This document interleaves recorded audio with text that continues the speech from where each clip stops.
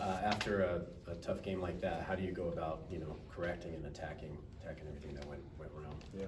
So what we did is we looked at, everything that took place in the game and, start off with like how we play, and then and in the beginning of that is just, the assignment. Like a lot of things were there where we just needed to execute our job, okay? Oregon's a good football team, but it wasn't anything when you special plays, trick plays where we got outran or they overpowered us. We just got to make sure that we do our job with the detail it takes, and then how we play with the physicality, right, and the effort. So there's a lot of things in that game where us as coaches, we got to coach better, those details, and the players have to make sure they're executing those details. Is that an inexperienced thing, a deer in the headlights thing, a combination of things? Like how would you explain it, I guess? It could be any of that, but the bottom line is that's not, we didn't feel good about that game at all. And it's us on coaches, and I look at myself first to make sure we get, I'm teaching the staff and everybody on the staff understands what we're trying to do. And, we get that relayed to the players, because we're not going to use youth and inexperience as an excuse. Coach Bray said on Monday that on defense, you guys were cutting guys loose too often. Just kind of what does that mean to you? How does that show up on tape? And then how do you correct that? That we weren't cutting guys loose? They were cutting guys loose, like on the Oregon offense. Guys were running free. And well, just the assignment, just in our assignment. Again, I felt like they didn't, we just got to execute our assignment, with great detail, fly around, with our effort and the physicality. We got to get hats to the ball. do you feel like there was an overcommitment to stopping the run from the second and third levels of the defense? I don't feel like that. There's times where you got to read your keys, and if it's a run play, you got to play the run, and in the pass plays, you have your keys. We don't know when it's going to come, when a run or pass is going to come, but we have our keys, and that's going to teach us that or tell us what's going on, and we have to play that just with great detail. That's what it comes down to, and then executing. Is there a guy on your defense kind of just through the first 3 weeks of the season so far that, you feel like we haven't brought up enough that's really stood out to you? Is there someone who's kind of flying under the radar right now that you've been really impressed with? That's a tough question for me because I'm always looking holistically and at everything, Someone, I don't think so. I think collectively, even with that, anybody who we brought up, we all got to get the job done together, and that's what we're looking for, just all the players. So I don't want to single out any particular guy. The guys we spoke of in the past did a great job, but now is the time we need more guys just to step up and everyone to step up and do a better job. Is it a benefit to, sort of get some of these problems issued earlier on in the season rather than, getting later into the season or even in conference play for you guys to find these things out? Absolutely. If you're going to have a tough, game like that, and, the way that we need to respond, to that, and that's what we talk about how we're going to respond, you want that to happen early. You don't want it to happen at all, but you want it to happen early. Later on and down the season, when things get going, you never know what it is, but we live 1 week at a time. We want to know at a time, but if something's bad is going to happen early, let it happen early, and then we got to build upon that. So then as you do go about turning the page, what specifically are maybe the A and B areas that you would be working on? Just the details of our job, and then doing it and executing. And us coaches, making sure we explain and the players know the details of that job.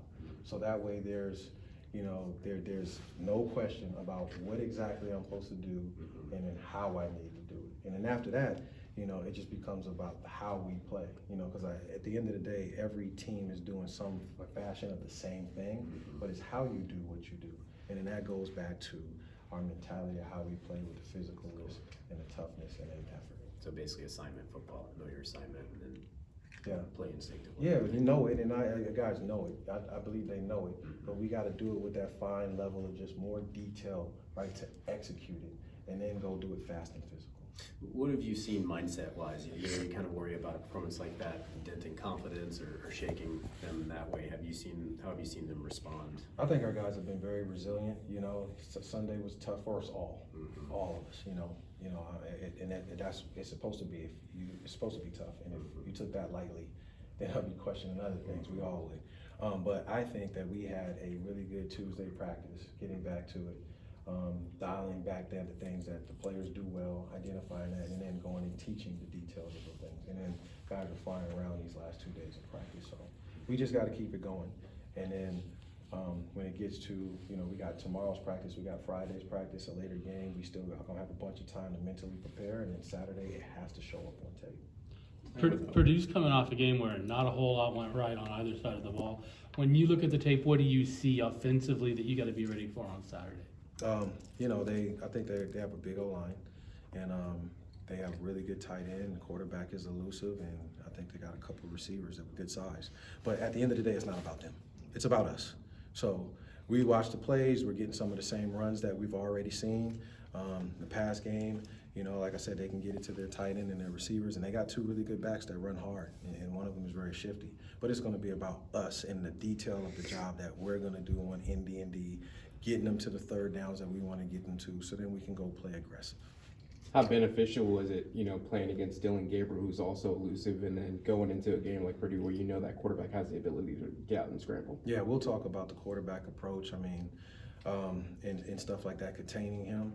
But at the end of the day, whether it's beneficial or not, we just have to do our jobs. I'm not looking and comparing, Dylan, Gabriel to Card and stuff like that. It's just really about executing on ND&D, normal down and distance, and then getting them to the third down. So then, this week, so we got to prepare to make sure we defend everything on those ND&D third downs, get them to where we want, identified what they do, and then making sure we contain the quarterback because he does make some plays with his feet.